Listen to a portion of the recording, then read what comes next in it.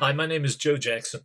I'm a journalist, author, interviewer, and broadcaster whose career began on March the 1st, 1985, when I interviewed one of my music heroes, Leonard Cohen, and was left feeling so transcendent after our 1 hour chat that I decided I must track down more of my music heroes to talk with. But let me say something about the clip you're about to hear, which comes from a phone interview I did with Tom Jones for the Irish Times in the early 1990s, and whose music I did love. I came to the world of interviewing from the world of creative writing. And pretentious as this may seem to many, if not most, I took my cue as an interviewer from a quote made by playwright Tennessee Williams.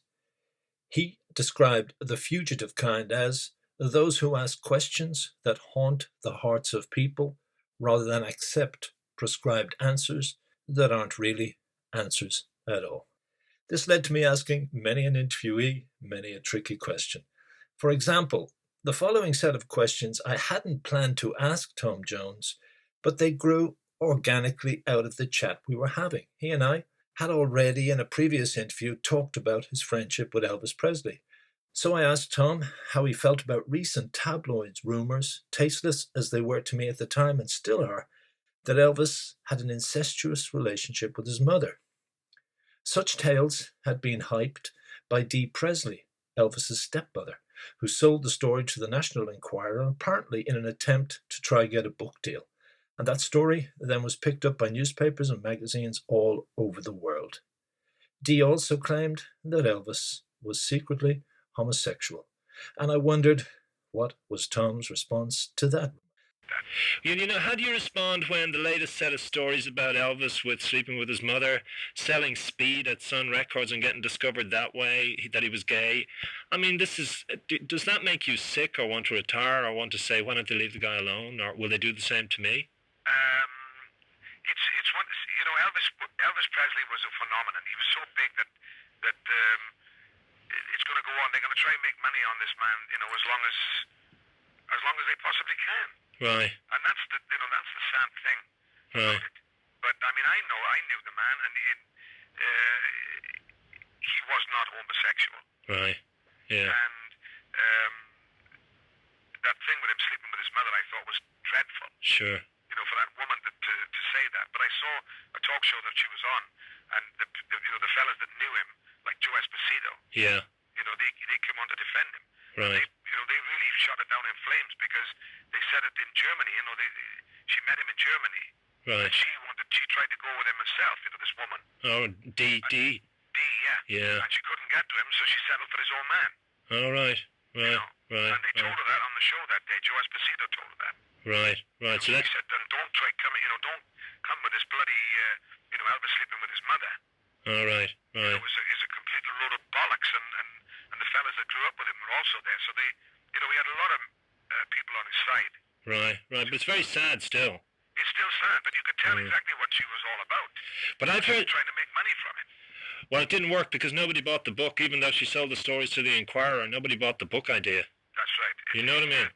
It's a terrible thing. I mean, it's awful. Now, you can't really stop people from doing it. I know.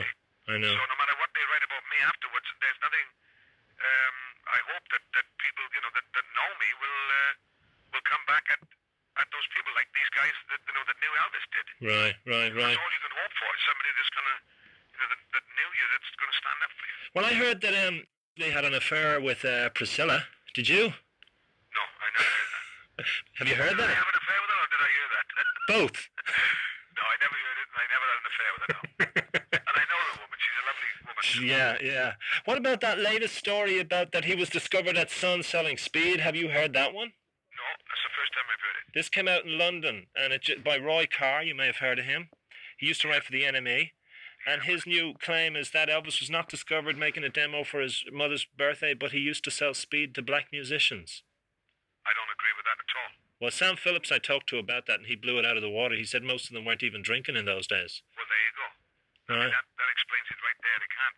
And the woman that when he made the demo, the secretary. Yeah. She was the one that told the story about him coming in and making a demo. That's right. Sam Phillips looking for a white man that sounded black, and she said, "Have a listen to this fella." Right. And I believe that story.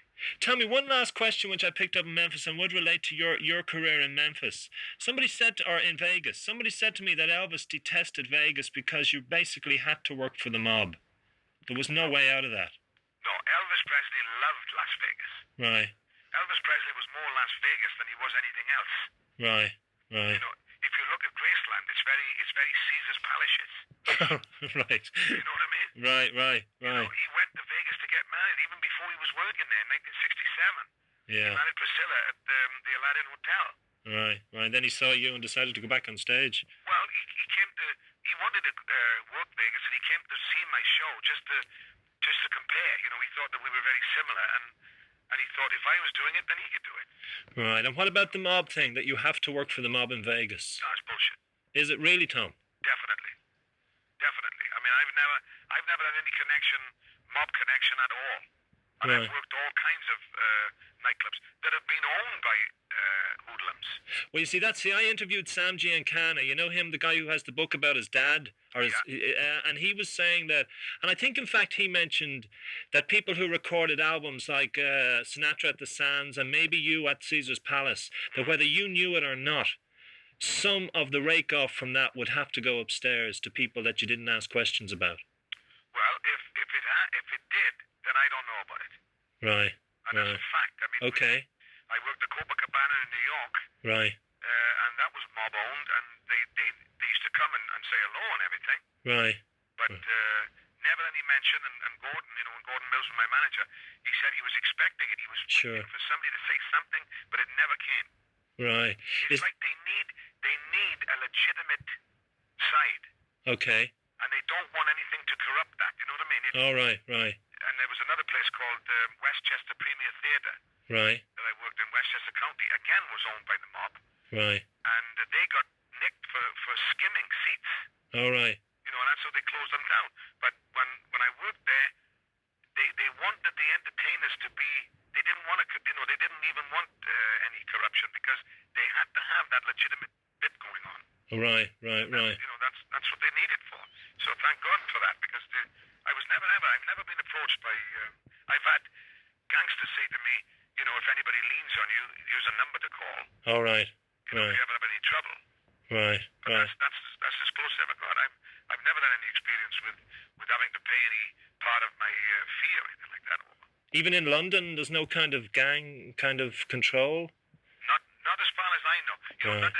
I've never had any, and Gordon was always very honest with me. Right. So he would have told you? He would have definitely told me. Yeah. It never happened like that. Now, whether they have control, maybe over a record company or an agency, maybe it goes Sure.